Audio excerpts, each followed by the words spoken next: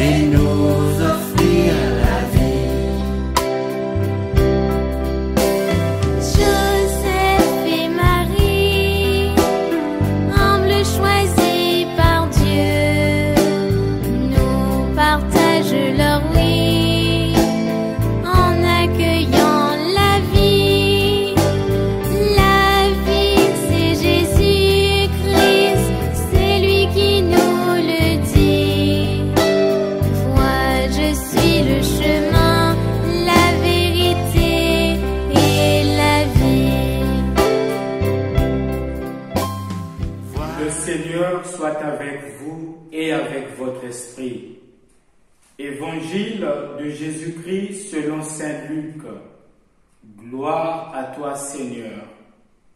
Luc chapitre 2, versets 22 à 40.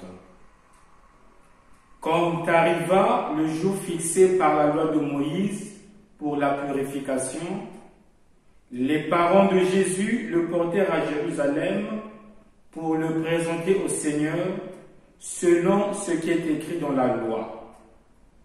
Tout premier-né de sexe masculin sera consacré au Seigneur. Il venait aussi présenter en offrande le sacrifice prescrit par la loi du Seigneur, un couple de tourterelles ou deux petites colombes. Or, il y avait à Jérusalem un homme appelé Siméon. C'était un homme juste et religieux qui attendait la consolation d'Israël, et l'Esprit Saint était en lui. L'Esprit lui avait révélé qu'il ne verrait pas la mort avant d'avoir vu le Messie du Seigneur. Poussé par l'Esprit, Siméon vint au temple. Les parents y entraient avec l'enfant Jésus pour accomplir les rites de la loi qui le concernait. Siméon prit l'enfant dans ses bras et il bénit Dieu en disant: Maintenant, ô Maître, tu peux laisser ton serviteur s'en aller dans la paix selon ta parole. Car mes yeux ont vu ton salut, que tu as préparé à la face de tous les peuples. Lumière pour éclairer les nations païennes et gloire d'Israël ton peuple. Le père et la mère de l'enfant s'étonnaient de ce qu'on disait de lui.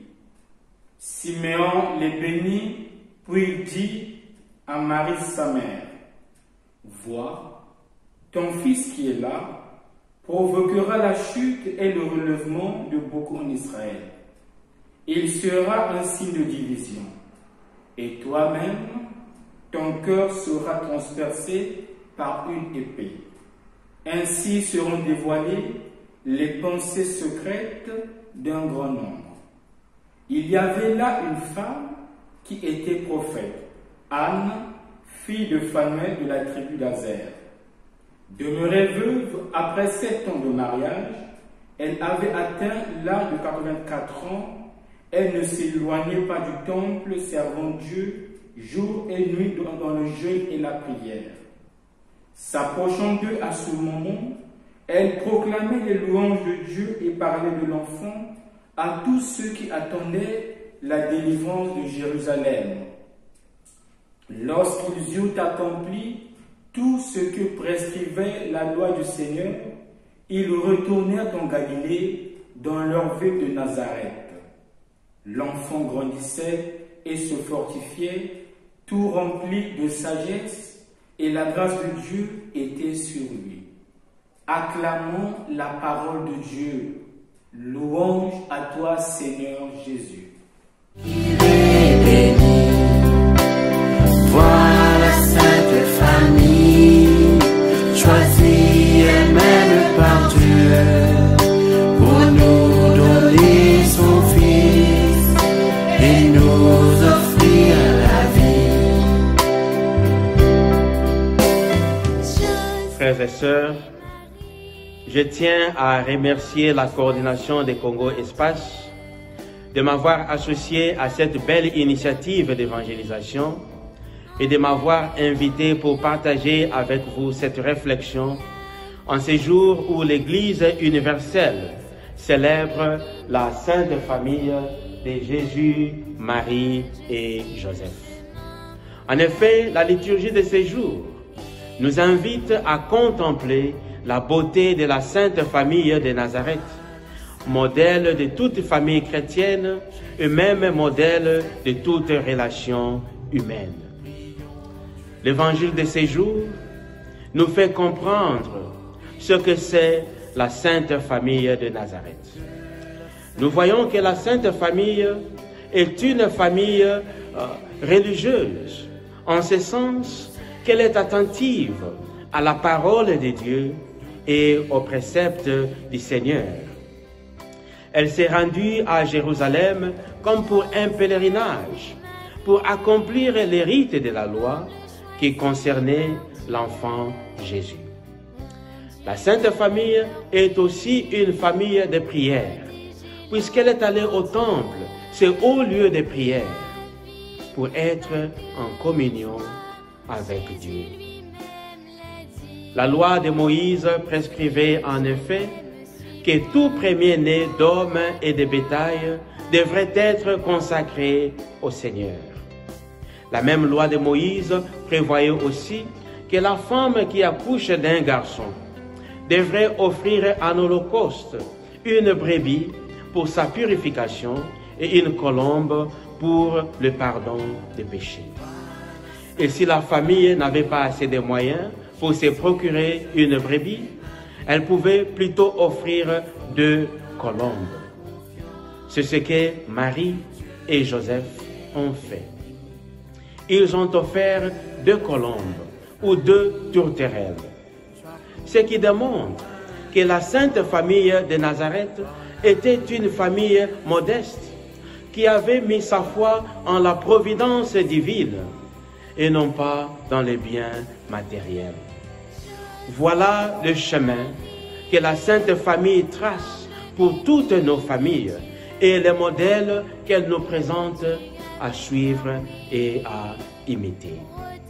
Il est parfois très édifiant de voir des familles chrétiennes qui, par exemple, vont à la messe ensemble, des familles qui prient ensemble, des familles qui prennent le temps de méditer la parole de Dieu ensemble et qui deviennent, comme la Sainte Famille, ancrées dans la parole de Dieu, dans la foi et dans la prière. Par Dieu, nous partagent leur oui en accueillant la vie, Joseph et Marie. Le pape Paul VI, lors d'une visite en Terre Sainte, et précisément dans la ville de Nazareth, avait déclaré ce qui suit. La famille de Nazareth est une véritable communauté d'amour et de partage. Voilà un autre modèle que la Sainte Famille nous offre. Nos familles, nos communautés, nos associations et nos relations doivent devenir des communautés d'amour et de partage, de véritables lieux de rencontres humaines et de croissance spirituelle. Malheureusement, dans le monde d'aujourd'hui, surtout avec le développement des réseaux sociaux, nous assistons parfois à des spectacles désolants, où les membres d'une même famille vivent comme des étrangers. Ils peuvent être ensemble, parfois autour d'une même table, sans se parler. Chacun est borné à son téléphone, Android ou tablette. Chacun est replié sur soi-même plutôt que de s'ouvrir à l'autre. Chacun vit comme si l'autre n'existe pas. Nous constatons la même réalité dans nos milieux de vie, où nous vivons de façon détachée les uns des autres, de façon isolée, sans prêter attention à l'autre, ou même sans nous rendre compte de la présence de l'autre. Oui, nous devons devenir comme la Sainte Famille, des communautés d'amour et de partage, où nous faisons l'expérience de la chaleur humaine et de la joie de vivre ensemble. Car ceux qui vivent ces vertus d'amour et de partage se soutiennent mutuellement et consolident leurs liens affectifs. Nous sommes faits pour vivre ensemble. Que ce soit en famille ou dans n'importe quelle association humaine, nous sommes faits les uns pour les autres, puisque nous avons une responsabilité les uns envers les autres. En ces jours où nous honorons la Sainte Famille de Nazareth, ayons une pensée spéciale pour toutes les familles qui souffrent, toutes les familles qui désespèrent et toutes ces familles dépassées par les événements, surtout à cause de la pandémie de Covid-19. D'aucuns ont perdu des membres de famille.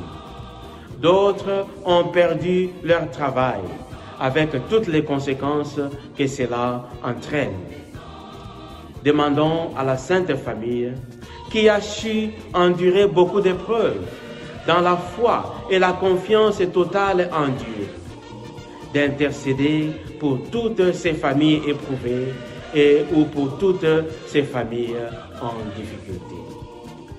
Prions aussi pour nos familles, pour nos communautés et nos associations, pour qu'elles deviennent de véritables lieux de prière, de pardon, de compassion et de joie partagée.